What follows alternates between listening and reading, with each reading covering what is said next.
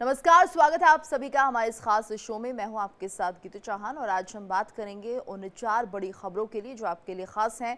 तो सबसे पहले बात करेंगे बीजेपी कार्यशाला की। उपराष्ट्रपति चुनाव से पहले भारतीय जनता पार्टी ने अपने सांसदों के लिए कार्यशाला शुरू की है। इस कार्यशाला में प्रधानमंत्री नरेंद्र मोदी भी शामिल हुए और खास बात ये रही कि वो पार्टी कार्यकर्ताओं के साथ पीछे वाली सीट पर बैठे नजर आए। दूसरी खबर है बिहार एसआईआर पर सुप्रीम कोर्ट की सुनवाई पर। सुप्रीम कोर्ट सोमवार को उन याचिकाओं पर सुनवाई करेगा जिनमें चुनाव आयोग के 24 जून को चुनावी राज्य बिहार में मतदाता सूचियों के विशेष गहन पुनरीक्षण यानी एसआईआर के फैसले को चुनौती दी गई है। तो तीसरी खबर है कर्नाटक से, जहां मांड्या में गणेश प्रतिमा पर हमले का आरोप सामने आया है। गणेश विसर्जन जुलूस के दौरान हिंसा भड़की, उपद्रवियों ने पथराव किया और इस घटना में 8 लोग गंभीर रूप से घायल हो गए। चौथी खबर है यूपी के कानपुर में धार्मिक टिप्पणी को लेकर बवाल से जुड़ी हुई। एक ही समुदाय को 2 गुटों में जमकर बवाल हुआ। विवादित धार्मिक टिप्पणी को लेकर शुरू हुआ था ये विवाद। तो ये 4 बड़ी खबरें जिन पर हमारी नजर बनी हुई है।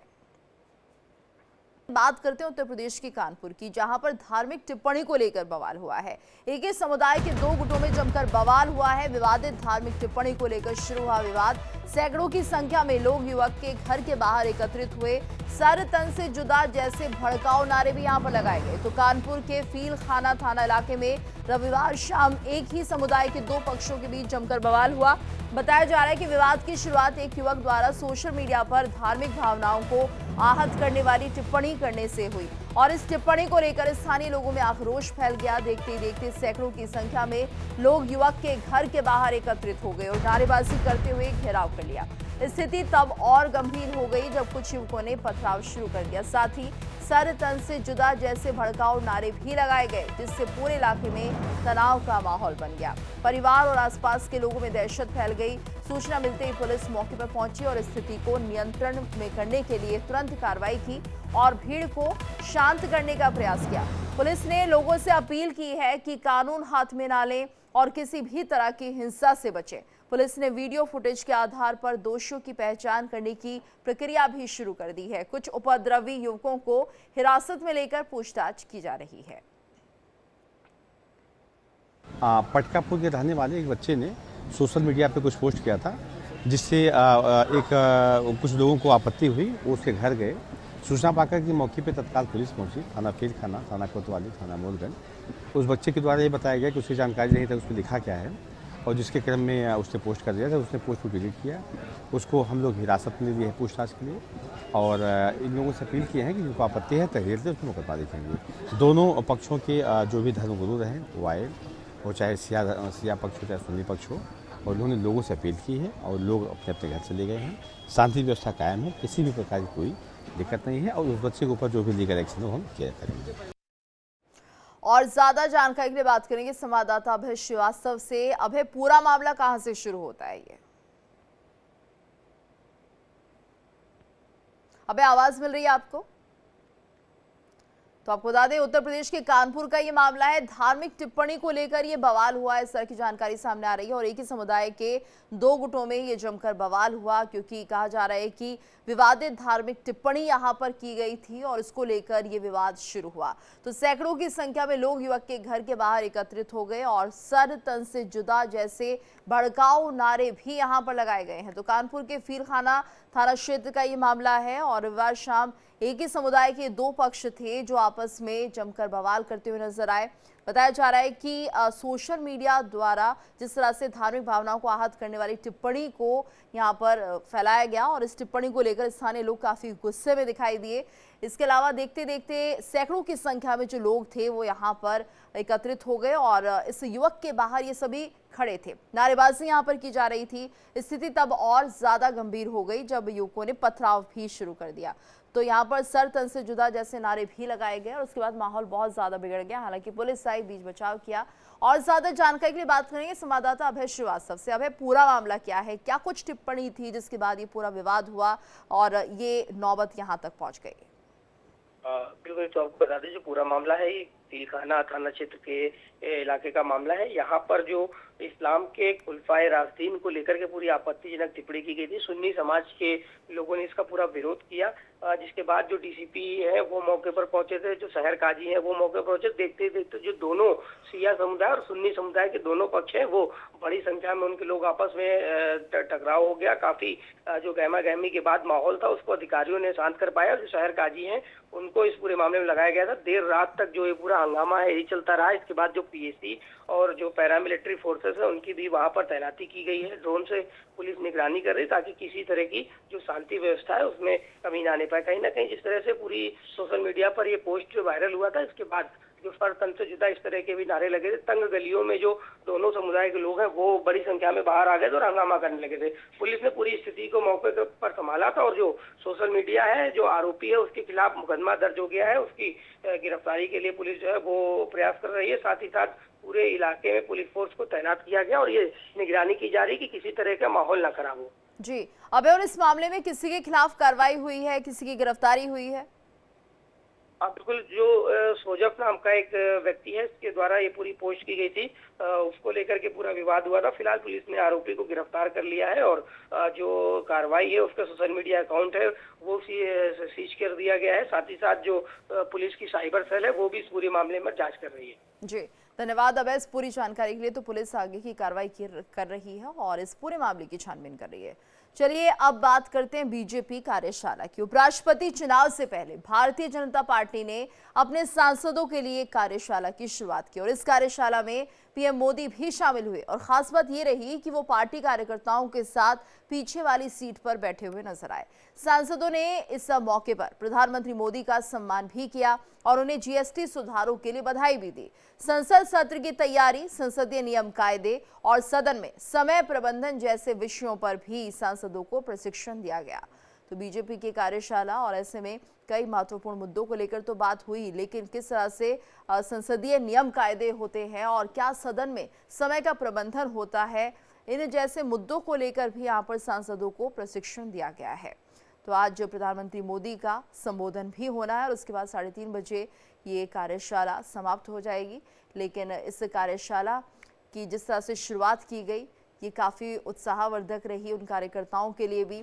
साथ ही पीएम मोदी भी इस कार्यशाला में शामिल हुए और ख़ास बात ये रही कि पार्टी कार्यकर्ताओं के साथ वो पीछे वाली सीट पर बैठे हुए नजर आए और सांसदों ने इस मौके पर प्रधानमंत्री मोदी का सम्मान भी किया, उन्हें जीएसटी सुधारों के लिए बधाई भी दी। तो संसद सत्र की तैयारी, संसदीय नियम कायदे और सदन में समय प्रबंधन जैसे विषयों पर सांसदों को यहाँ पर प्रशिक्षण दिया गया है। कार्यकर्ता भी यहाँ पर शामिल हुए, काफ़ी उत्साह में वो दिखाई दे रहे थे और ऐसे में इस वर्कशॉप का, इस कार्यशाला का जो यहाँ पर उद्देश्य था वो यही था किस तरह से संसद के काम को सुचारू रूप से चलाया जाए या जो मुद्दे होते हैं उन्हें किस तरह से उठाया जाए और पार्टी को एक दिशा पर किस तरह से चलाए रखना है, कैसे काम को जो है वो प्रबंधन होना चाहिए। अगर आप समय का प्रबंधन करेंगे, कामों की एक लिस्ट रखेंगे तो आप ज़्यादा फोकस होंगे। तमाम ऐसे मुद्दे थे, ऐसे यहाँ पर जिनको लेकर कार्यशाला में बातचीत की गई और पीएम मोदी का आज संबोधन भी होना है।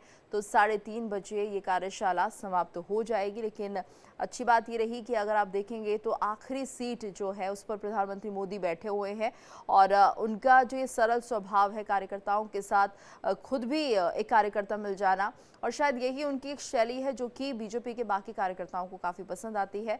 और ज़्यादा जानकारी के लिए बात करेंगे संवाददाता दृष्टि गुप्ता से। दृष्टि, तो क्या कुछ जानकारी इस कार्यशाला को लेकर और क्या खास रहा बीजेपी के इस कार्यशाला में? देखिए, बिल्कुल बीतू 2 दिन की यह कार्यशाला है और आज इसका आखिरी दिन है। कल कार्यशाला में भाजपा के सभी सांसद मौजूद थे और उनको बताया गया कि जीएसटी रिफॉर्म के लिए कैसे काम करना है, स्वदेशी को कैसे बढ़ावा देना है, इसके अलावा ऑपरेशन सिंदूर पे और सभी महत्वपूर्ण मुद्दों पे सभी सांसदों के साथ बातचीत की गई। और आपने देखा होगा कि कल एक तस्वीर भी प्रधानमंत्री की बहुत वायरल हुई थी। सारे दिन वो एकदम आम सांसद की तरीके से पीछे की रो में बैठे हुए दिखाई दिए थे। लेकिन आज इस कार्यशाला का बहुत ही महत्वपूर्ण दिन है। आज कह सकते हैं कि आज बीजेपी के अलावा एनडीए के भी सांसद इस कार्यशाला में आएंगे और बालियों के अंतरियम में ये कार्यशाला 2 दिन से चल रही है। और आज देखिए, उपराष्ट्रपति चुनावों को लेकर के मॉक पोलिंग है। जैसे कि पोलिंग होती है उसके पहले एक मॉक पोलिंग होती है, उसमें सांसदों को बताया जाता है कि किस तरह उपराष्ट्रपति के चुनाव में आपको पेपर भरना है, उस पर साइन करना है और किस तरीके से आपको चुनाव की पूरी प्रक्रिया करनी है, तो ताकि वोटिंग गलत ना हो जाए। इसको देखते हुए ही आज पूरा मॉक पोलिंग कराया जाएगा।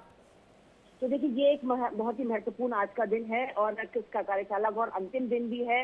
और इसको देखते हुए बहुत ही महत्वपूर्ण है कि आज सभी सांसदों को जीएसटी रिफॉर्म से स्वदेशी को लेकर के और साथ ही उपराष्ट्रपति चुनाव को लेकर के आज पूरी कार्यशाला में जानकारियां दी जाएंगी। बिल्कुल, दृष्टि और कहा ये भी जा रहा है पीएम मोदी का संबोधन होगा, क्या कुछ कहते हुए नजर आएंगे प्रधानमंत्री मोदी? कुछ कयास लग रहे हैं अभी?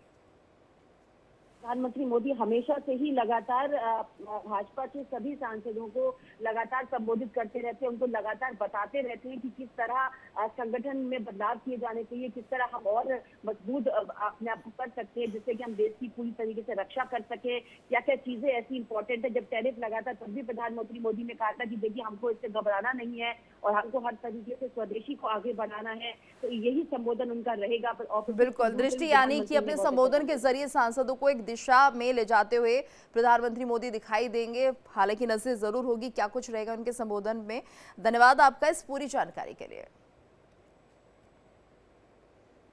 आगे बढ़ते हैं। सुप्रीम कोर्ट आज उन याचिकाओं पर सुनवाई करेगा जिनमें चुनाव आयोग के 24 जून को चुनावी राज्य बिहार में मतदाता सूचियों के विशेष गहन पुनरीक्षण यानी कि एसआईआर के फैसले को चुनौती दी गई है और इनमें राजनीतिक दलों की याचिकाएं भी शामिल हैं। जस्टिस सूर्यकांत और जस्टिस जॉय माल्या बागची की पीठ चुनाव आयोग के उस नोट पर राष्ट्रीय जनता दल, AIMIM जैसे राजनीतिक दलों और अन्य याचिकाकर्ताओं के जवाब पर विचार करेगी, जिसमें आयोग ने दलील दी है कि मसौदा मतदाता सूची में शामिल 7 करोड़ 24 लाख मतदाताओं में से 99.5% ने SIR प्रक्रिया के तहत अपनी पात्रता के दस्तावेज दाखिल किए थे।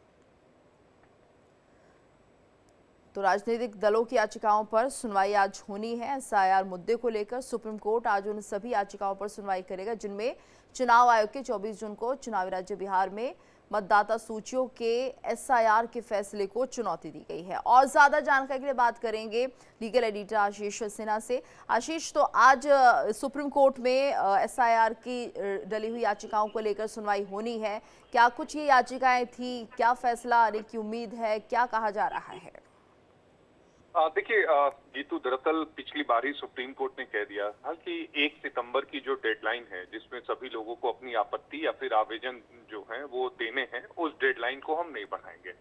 सुप्रीम कोर्ट ने ये भी कहा था कि जितने भी राजनीतिक दल हैं, ये राजनीतिक दल के जितने कार्यकर्ता हैं जिनको वहां पर नियुक्त किया गया है फॉर्म वगैरह के लिए, तो वो मजबूती से काम करे ताकि कोई छूटे ना। चुनाव आयोग ने ये साफ कहा था पिछली बार कि एक अगर हम आवेदन की तिथि को बढ़ाएंगे तो ये एक अंतहीन जो शुरुआत है वो शुरू हो जाएगी। सुप्रीम कोर्ट ने उस पर रजामंदी भी दिखाई, क्योंकि BLA जो होते हैं वो राजनीतिक दल के होते हैं और BLA की संख्या सभी राजनीतिक दलों की अलग अलग है। अगर मैं बीजेपी की बात करूं तो तकरीबन 48,475 है, अगर RJD की बात करूं तो 46,576 है। तो कोर्ट ने यही कहा कि BLA जो है वो सक्रिय हो और जल्दी से अगर कोई व्यक्ति छूटता है तो उसका फॉर्म वगैरह भरे। बहरहाल तो आज जो स्टेटस रिपोर्ट है आयोग को वो सुप्रीम कोर्ट में बतानी है। पिछली बार ही आयोग ने ये कह दिया था कि पूरी जो प्रक्रिया है उसका 99.5% जो काम है, यानी जो फॉर्म्स है वो भरे जा चुके हैं। बहरहाल जो 0.5% है उसको लेकर आयोग की तरफ से आज सुप्रीम कोर्ट में जवाब दाखिल किया जाएगा। कुल आयोग के पास में 80,000 जो जी, ये आयोग के नाम को हटा दिया गया है। तो बहरहाल देखना ये होगा कि आयोग की तरफ से क्या कुछ कहा जाता है। बिल्कुल, और इस पर नजर रहेगी कि क्या कुछ कहा जाएगा। फिलहाल धन्यवाद आशीष इस पूरी जानकारी के लिए। तो बिहार SIR पर आज सुप्रीम सुनवाई होनी है और देखना होगा क्या फैसला निकल कर आता है, क्योंकि कई याचिकाएं इस दौरान सुप्रीम कोर्ट में लगाई गई थी। और खबर कर्नाटक से, जहां पर मांड्या में गणेश प्रतिमा पर हमले का आरोप लगा है और मांड्या में गणेश प्रतिमा पर ये हमले का आरोप गणेश विसर्जन के दौरान, तो गणेश विसर्जन जुलूस के दौरान हिंसा भड़की थी, उपद्रवियों ने पथराव किया था, तनाव फैल गया था, 8 लोग घायल हुए, इसमें अस्पताल में भर्ती इन्हें कराया गया। मद्दूर कस्बे में 2 समुदायों के बीच झड़प का ये मामला, मस्जिद के सामने विरोध प्रदर्शन हुआ, हालात बिगड़ने पर इलाके में धारा 163 लागू की गई। तो 8 लोग घायल हुए थे इसमें और अस्पताल में इन्हें भर्ती कराया गया।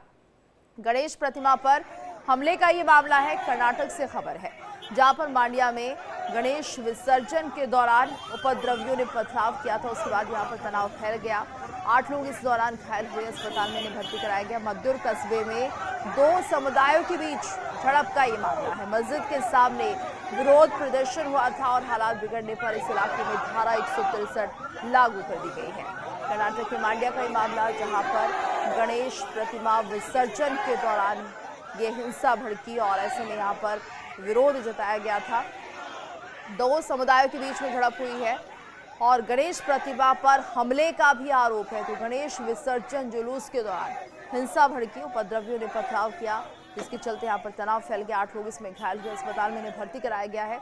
मद्दुर कस्बे में 2 समुदाय के बीच झड़प का ये मामला है। मस्जिद के सामने ये विरोध प्रदर्शन हुआ है। तो हालात बिगड़ने पर इलाके में धारा 163 लागू कर दी गई है।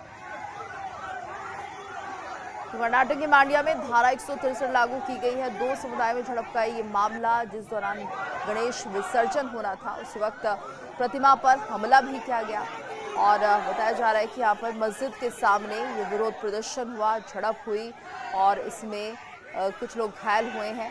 बताया जा रहा है कि 8 लोग इसमें घायल हो गए, अस्पताल में जिन्हें भर्ती कराया गया है। लेकिन ये जो विवाद था बहुत ज़्यादा बढ़ गया, जिसके चलते अब इस इलाके में धारा 163 लागू करनी पड़ी है। माहौल काफ़ी ज़्यादा यहाँ पर बिगड़ गया था। पुलिस अब सिचुएशन को अपने कंट्रोल में कर रही है, लेकिन हालात बिगड़ने के दौरान यहाँ पर धारा 163 लागू कर दी गई। तो गणेश विसर्जन जुलूस के दौरान ये पूरा मामला सामने आया। उपद्रवियों ने यहाँ पर पथराव किया था, जिसके चलते तनाव फैल गया। कर्नाटक के मांड्या में गणेश प्रतिमा पर हमले का आरोप लगा है। गणेश विसर्जन जुलूस के दौरान हिंसा भड़क गई।